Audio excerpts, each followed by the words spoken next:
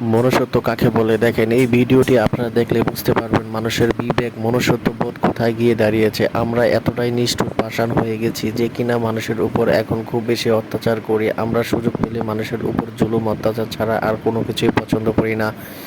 দেখেন পানির ট্যাঙ্কের উপর এই লোকটি কীভাবে আরেকটা মানুষের উপর খুবই অন্যায়ভাবে অত্যাচার করতেছে। এখন যদি আপনারা এই সময় যদি লাগাম টেনে না ধরেন তাহলে আপনাদের বা আমার পক্ষে কারোই সম্ভব নয় এই জিনিসটা নিয়ন্ত্রণ করা।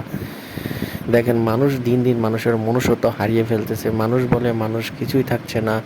মানুষ সবসময় নিজের স্বার্থের কথাই চিন্তা করে, নিজের স্বার্থের বাইরে কোনো কিছুই করার চেষ্টা করে না। যখনই আমরা আমাদের নিজের স্বার্থে আঘাত লাগে তখনই মানুষ প্রতিরোধ করার চেষ্টা করে। সেরকমভাবে এই জিনিসটা এই জায়গায় করা হয়েছে।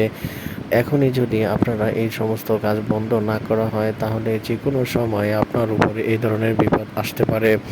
আমরা সবাই চোখে দেখছি, কানে শুনছি, কিন্তু দেখেও না দেখের ভান করে আছি। এই যে অস্থির অরাজকতা সৃষ্টি হয়েছে, আপনারা যে কোনো সময় এই ধরনের দুর্ঘটনার কবলে পড়তে পারেন। তবে এতে করে আপনার জীবন যেমন বিপন্ন হবে সেরকমভাবে আপনিও কিন্তু নিরাপদ নয়।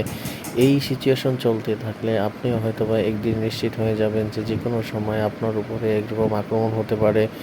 মানুষ হিসাবে মানুষকে এভাবে হত্যা করবে, আসলে এটা কখনই কল্পনা করা নয়। মানুষ মানুষের জন্য কিন্তু